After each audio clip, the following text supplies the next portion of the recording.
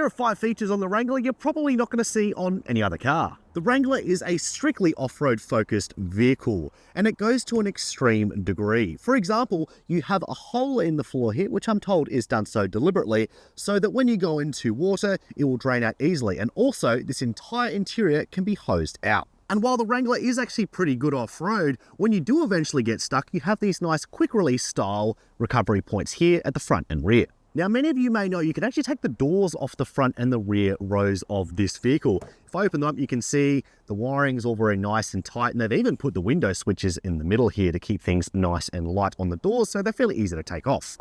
But what you may not know is you can actually take the entire roof off.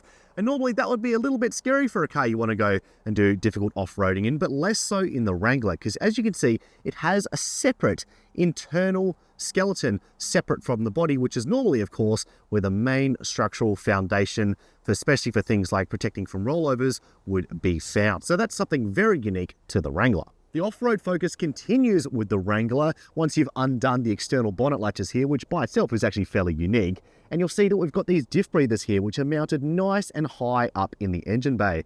Often you don't get diff breathers at all, and when you do, they're not mounted nearly as high as this. It's something you sort of have to do once you buy the car. But right out of the box, the Wrangler comes with them equipped like so. And like Wranglers have for many years now, you get a front and rear locking differential on the Rubicon, and you also get a disconnecting sway bar, which is pretty next level stuff, and it allows you to do some pretty tricky stuff when you're off-road. And as a bit of a bonus, I just think it's interesting that we have a real cigarette lighter in the Wrangler.